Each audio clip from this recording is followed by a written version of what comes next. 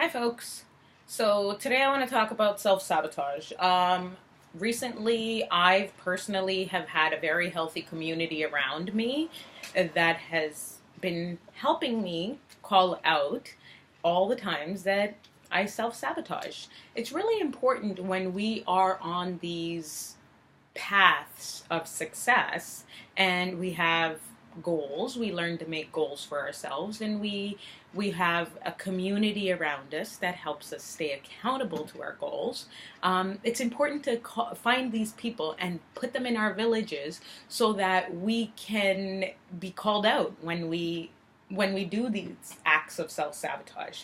So I want to share a story about my parenting experience and me practically teaching my daughter how to not self-sabotage. My daughter is 10 years old. She participates in a girls group in our community. It's a girls group that just formed out of a drop-in program.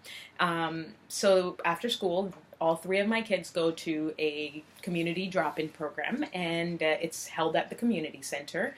And several older youth from the community often are the leaders. So I have a wonderful relationship with some of the leaders in the girls group because I'm a parent and I'm on this path, and these young women are on that path. So it's kind of like tiered, you got to hold everybody's hand in this journey.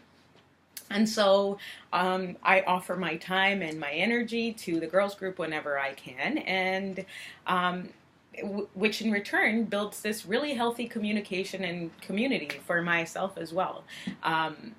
So yesterday, my daughter came home from school and she packed her swimming bag and she was in a rush to get to her task for the day, which was to go swimming with her friends. And they were going to go to the big Olympic-sized pool that we have in Winnipeg, and it was supposed to be this really fun, exciting activity for her. Somehow, a couple hours later, I got a phone call from the program coordinator saying that, hey, your daughter's having a tough time. She's not feeling like going, and she's really upset, so she doesn't want to go anymore. So what should I do? And I said, I appreciate her calling me. I appreciate her letting me know that my daughter is experiencing something and she doesn't want to participate at the moment. So I suggested, okay, well, leave her. There's a drop-in program going on. She can participate in that or whatever, and go about your business for the day. You guys go do your thing, because there's other girls who need to be at that swimming if my daughter chooses not to be there. So somehow, I guess, one of the other leaders convinced her to go and change her mind, which I really am so thankful for, because if they didn't have all these different individuals being part of this group, the other person wouldn't be able to extend that invitation. So I really thank all the people who take the initiative to be part of things like this. So my daughter came home and she was super, super excited about this accomplishment that she made yesterday. And she said, Mom, I learned how to swim last year, and I dove off the smaller diving board. But yesterday, she said, I accomplished the highest diving board jump ever, and I touched the ceiling and I got into the deepest end of the pool and I came up victorious. That was an amazing thing for me to hear as a parent, because I wasn't there. She was able to do it in a community of girls who are on that journey just like herself. And so I know the impact of that was so great just in that village that she was part of yesterday. However, I didn't celebrate with her. I took that as an opportunity to teach my daughter about self-sabotage. I asked her to write me a letter. I asked her to explain to me what made her change her mind, because I reminded her that she had a goal, and she shared that goal with me when she was leaving home, and I held her accountable for it. And I said, something happened. You told me that was your goal. However, this bump in the road happened and you changed your mind. I want you to write me a letter and tell me why you changed your mind and why you felt like it was okay to not want to accomplish that goal.